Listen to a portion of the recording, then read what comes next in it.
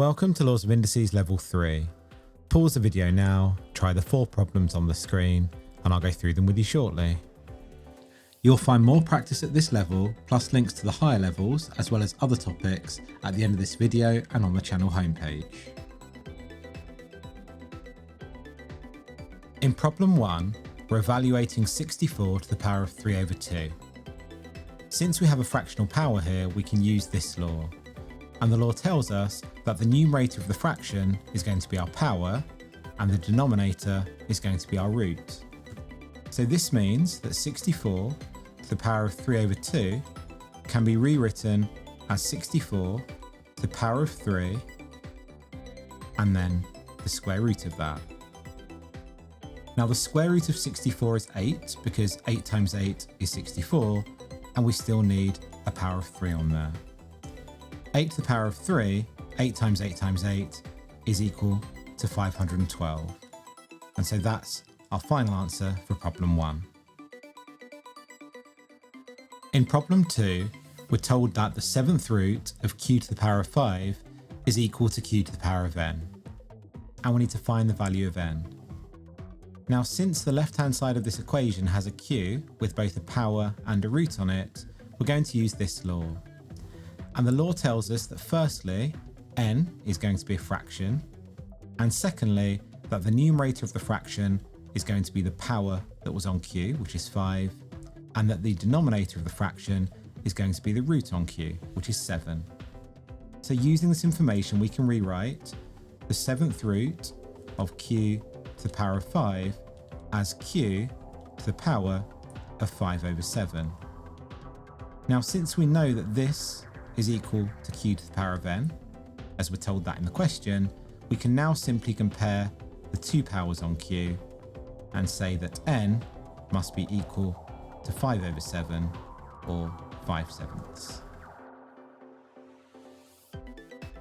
In problem 3, we're evaluating 4 over 3 raised to the power of minus 3, and this means that we need to find its value.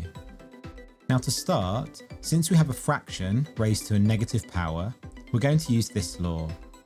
And the law tells us that we can rewrite 4 over 3 to the power of minus 3 as 3 over 4 to the power of 3.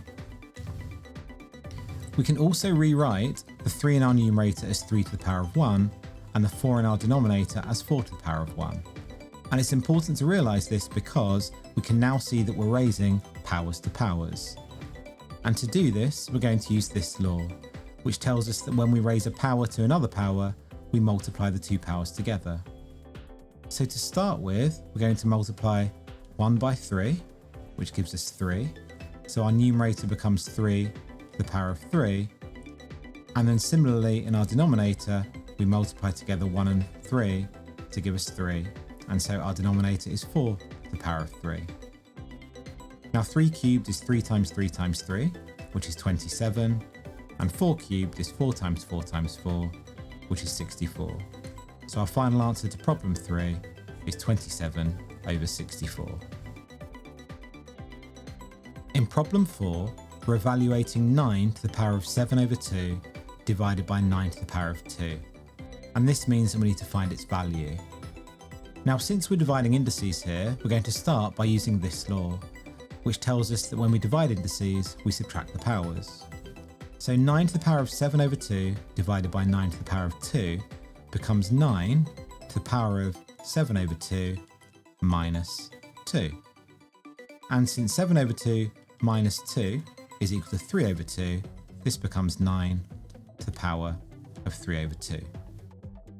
Since we now have a fractional power, we're going to use this law, which tells us that the numerator of our fraction is our power and the denominator of the fraction is the root. So we can rewrite 9 to the power of 3 over 2 as 9 to the power of 3 and then take the square root of this. Since the square root of 9 is 3, this gives us 3 still raised to the power of 3.